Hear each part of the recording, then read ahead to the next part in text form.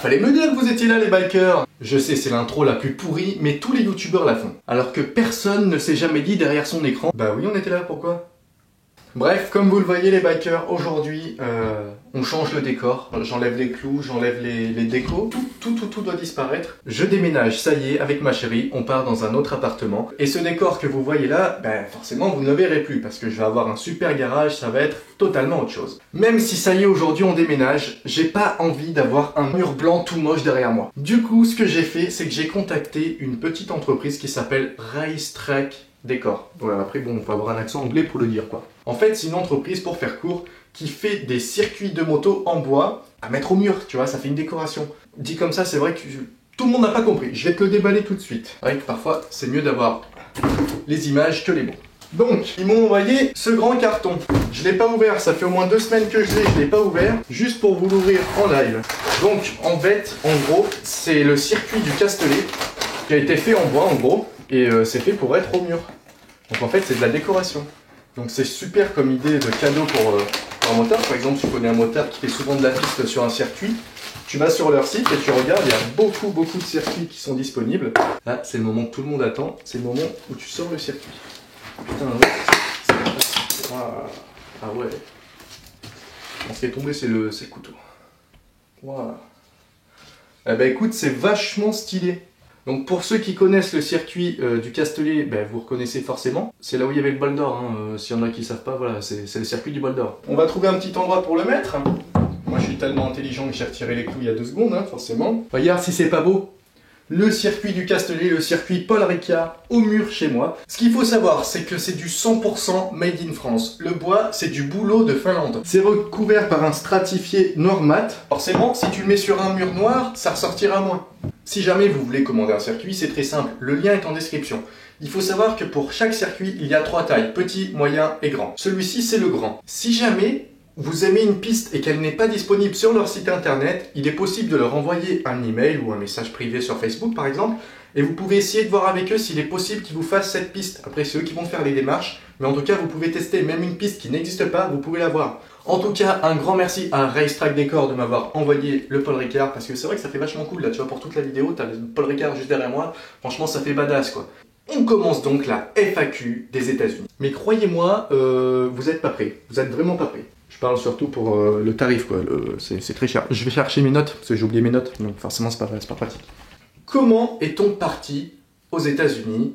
Est-ce qu'on est parti de nous-mêmes, on a fait tout le road trip nous-mêmes, ou est-ce qu'on est passé par une agence? Eh bien on est passé par une agence. Avant de faire ce choix, on a quand même regardé un petit peu les différents tarifs qu'il pouvait y avoir entre passer par agence et faire ça par nous-mêmes. Donc faire ça par nous-mêmes, c'est-à-dire on a regardé nous-mêmes combien ça coûtait de louer des motos, les tarifs un petit peu sur place.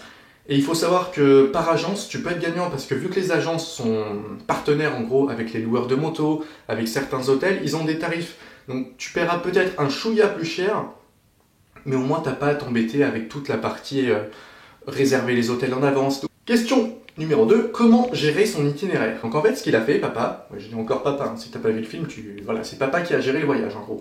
Donc ce qu'il a fait, c'est qu'il les a contactés. Il a vu avec eux, il leur a dit, ben voilà, nous on aimerait faire ça, ça, ça, ça, ça. Il leur a dit en gros une idée générale du roadbook qu'ils voulaient faire.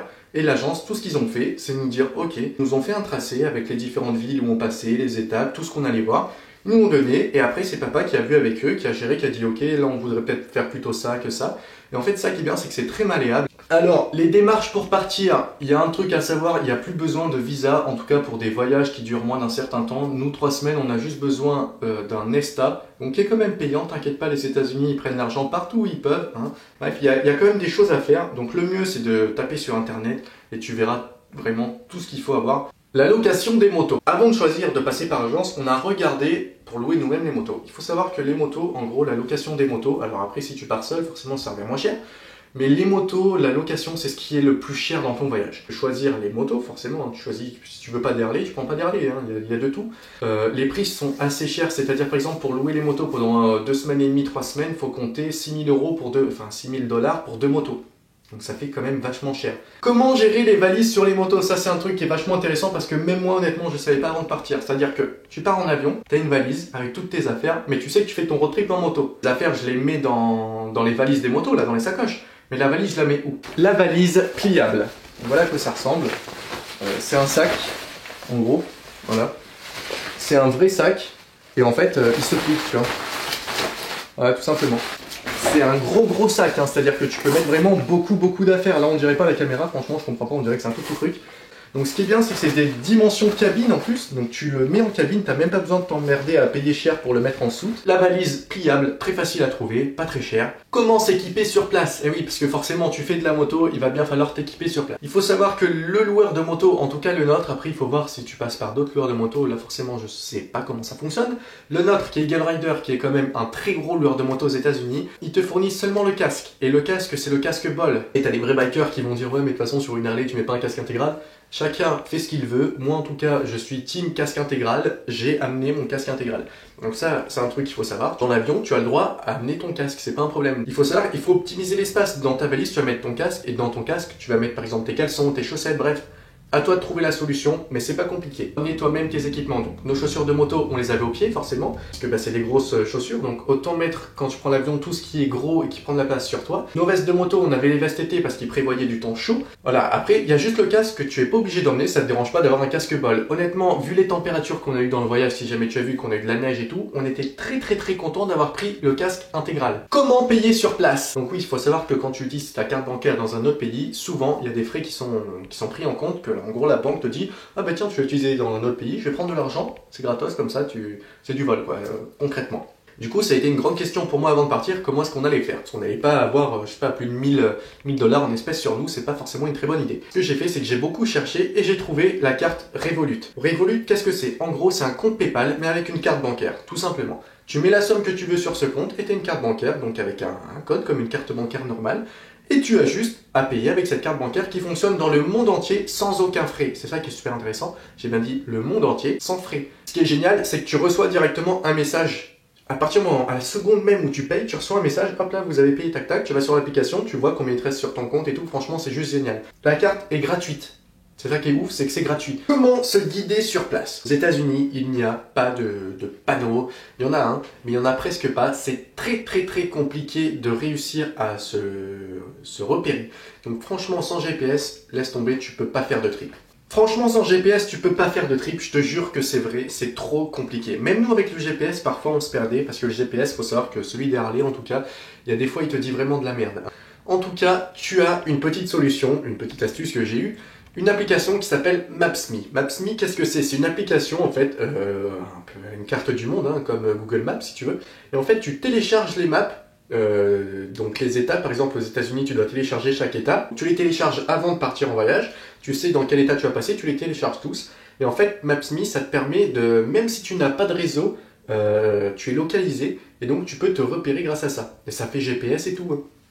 Comment gérer l'essence? Alors c'est très simple, c'est comme en France, tu vas à la pompe, tu payes, t'as ton essence. Il faut savoir qu'aux États-Unis quand même, honnêtement, il y a souvent des pompes à essence. C'est très rare qu'il n'y en ait pas sur des longues distances, il y en a quand même assez souvent, surtout quand t'es en ville par exemple, là il y en a une à tous les carrefours. Quand tu es dans les déserts, par exemple la vallée de la mort, là par contre pense à la faire avant, tu en croises une pendant la vallée, tu fais aussi. Il y a des périodes, de toute façon, par exemple les déserts, tu en auras moins. Mais tu as toujours de quoi faire la distance entre chaque pompe. Tu fais largement 300 km avec le plein. Mais franchement, c'est pas, l'essence ne nous a pas vraiment posé problème. Peut-être une fois, on a été un peu en galère, on était à quelques kilomètres près de tomber en panne.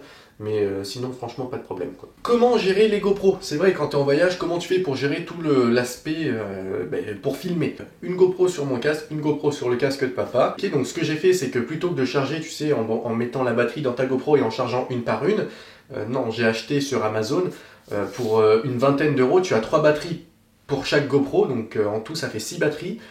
Et tu as des petits chargeurs où tu peux mettre toutes les batteries d'un coup. Donc en 1h30, 2h, elles sont chargées. Donc très simple, quand tu arrives à l'hôtel, le premier truc que tu fais, boum, tu branches tes batteries. Ensuite, ce que je faisais, c'est que je me suis acheté pour l'occasion un petit ordinateur, tu sais, les tout petits notebooks, ça s'appelle. Ce que je faisais, c'est que pendant que les GoPro, les batteries des GoPro chargeaient, moi je transférais mes fichiers des GoPro sur un disque dur que j'avais acheté aussi à part. J'ai investi dans des cartes SD aussi, donc j'ai acheté 2 cartes SD de 128 Go, donc ça permet de filmer largement sur toute la journée. As-tu besoin d'un permis international ou le permis français suffit? Non, le permis français suffit.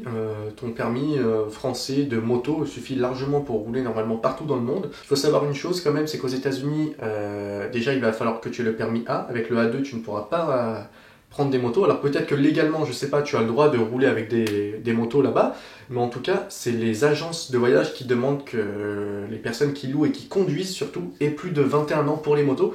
Et les voitures, il y en a beaucoup qui veulent que tu aies 25 ans. Le budget total, donc ça c'est la question qui est revenue le plus, hein, sur chaque vidéo où je parlais de ce voyage, tout le monde disait combien ça t'a coûté, combien ça t'a coûté. Si toi par exemple tu décides de partir qu'une semaine et demie, 2 semaines, forcément ça sera moins cher. Le budget je veux bien vous le donner, c'est pas un problème, mais c'est un ordre d'idée, voilà, ce sera jamais pareil pour tout le monde.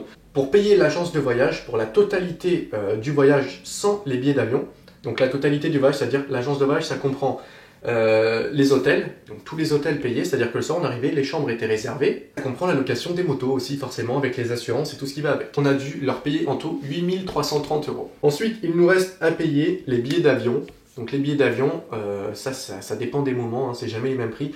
On a eu pour 1 200 € de billets d'avion, donc à deux, aller-retour. Ensuite, une fois que tu es sur place, il y a forcément des trucs que tu dois payer. Par exemple, l'essence. L'essence, c'est pas compris, hein, sinon c'est trop facile. L'essence, faut savoir quand même que là-bas, elle est largement moins cher qu'en France, mais vraiment largement moins cher. Et ensuite, les repas, forcément. Là-bas, manger, ça coûte très cher. Franchement, c'est hyper cher de manger. On avait 1 400 € sur la carte Revolut, que ce soit pour l'essence, pour payer, j'allais dire pour les pourboires, mais oui. Donc l'essence, les pourboires et les quelques souvenirs que tu achètes. Mais il faut savoir que tu peux pas non plus acheter 50 souvenirs parce que je te rappelle que tu es en moto, donc t'as pas des valises énormes non plus, hein. Et mon papa, il avait sa carte écossaise qui marche aux États-Unis sans frais. On va compter à peu près 500 € qu'il avait dessus. Il avait plus, mais en fait, elle n'a plus marché au bout d'un certain temps. C'est pour ça que je te dis, la carte Revolut nous a sauvé la vie. Donc tu comptes, on va dire, allez, 2000 € sur place. Ça nous fait quand même un voyage à 11 530 €. Voilà, c'est quand même une certaine somme. C'est même une très très grosse somme que malheureusement tout le monde ne peut pas sortir. Donc moi, forcément, c'est pour ça, hein, comme je l'ai mis à la fin de mon film, je remercie grandement mon papa et ma grand-mère d'avoir financé ce voyage, parce que sans eux, je n'y serais pas allé, ou alors pas tout de suite dans l'immédiat. Pas tout, ça c'est sûr, pas tout de suite. Bon, écoutez les bikers, j'ai fini ma liste de questions. Si jamais il y a quelque chose que tu te demandes et que je n'ai pas abordé dans la vidéo, pose en commentaire, je répondrai sans problème. En tout cas, merci beaucoup d'avoir regardé cette vidéo. Merci encore à Rail Strike Decor de m'avoir envoyé le circuit Paul Ricard en bois imprimé, c'est juste magnifique. N'hésitez pas à aller faire un tour sur le site, encore une fois, c'est en description. A tous les bikers. La bise.